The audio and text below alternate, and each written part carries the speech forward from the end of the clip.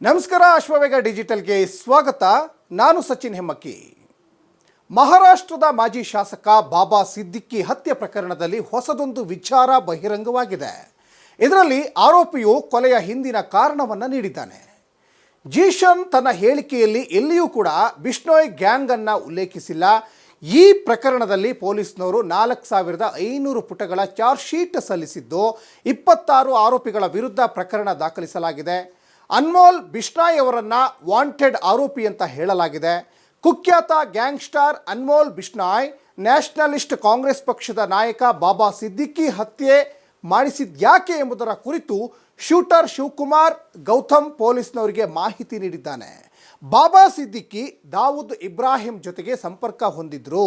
1993ರಲ್ಲಿ ಮುಂಬೈ ಸ್ಫೋಟದಲ್ಲಿ ಭಾಗಿಯಾಗಿದ್ದಕ್ಕಾಗಿ ಬಿಷ್ಣೋಯ್ ನಮಗೆ ಸಿದ್ದಿಕ್ಕಿಯನ್ನ ಕೊಲೆ ಮಾಡುವಂತೆ ಸೂಚನೆ ಕೊಟ್ಟಿದ್ದಾಗಿ ತಿಳಿಸಿದ್ದಾನೆ. ಅಕ್ಟೋಬರ್ 12ರಂದು ಮಹಾರಾಷ್ಟ್ರದ ಮಾಜಿ ಸಚಿವ ಬಾಬಾ ಸಿದ್ದಿಕ್ಕಿ ಹತ್ಯೆಗೆ ಸಂಬಂಧಿಸಿದಂತೆ ಸಲ್ಲಿಸಲಾದ ಚಾರ್ಜ್ ಶೀಟ್ನಲ್ಲಿ ಗೌತಮ್ ತಪ್ಪೊಪ್ಪಿಗೆ ನೀಡಿದ್ದಾನೆ. ಮುಂಬೈನ ಬಾಂದ್ರಾ ಈಸ್ಟ್ ಏರಿಯಾದಲ್ಲಿ ಸಿದ್ದಿಕ್ಕಿ ಅವರನ್ನು ಅವರ ಮಗ ಜೀಶನ್ ಸಿದ್ದಿಕ್ಕಿ ಅವರ ಕಚೇರಿಯ ಹೊರಗೆ 3 ದುಷ್ಕರ್ಮಿಗಳು ಗುಂಡಿಕ್ಕಿ ಕೊಂದಿದ್ದಾರೆ. ಸ್ಕ್ರ್ಯಾಪ್ ಅಂಗಡಿ ನಡೆಸ್ತಾ ಇದ್ದ ಕಶ್ಯಪ್ ಆರೋಪಿಗಳು ಉಳಿದುಕೊಳ್ಳಲಿಕ್ಕೆ ವ್ಯವಸ್ಥೆ ಮಾಡಿದ. ಈ ಸಂದರ್ಭದಲ್ಲಿ ಪ್ರವೀಣ್ ಲೋಂಕರ್ ಹಾಗೂ ಆತನ ಸಹೋದರ ಶುಭಂ ಲೋಂಕರ್ ಪರಿಚಯ ಆಯಿತು ಅಂತ ಪೊಲೀಸ್ನವರಿಗೆ ತಿಳಿಸಿದ್ದಾರೆ. ಜೂನ್ 2024ರಲ್ಲಿ ಶುಭಂ ಲೋಂಕರ್ ನನಗೆ ಮತ್ತು ಧರ್ಮರಾಜ್ ಕಶ್ಯಪ್ ಅವರ ಸೂಚನೆಯಂತೆ ಕೆಲಸ ಮಾಡಿದರೆ ನಮಗೆ 10ರಿಂದ 15 ಲಕ್ಷ ರೂಪಾಯಿ ಕೊಡೋದಾಗಿ ಹೇಳಿದ್ರು.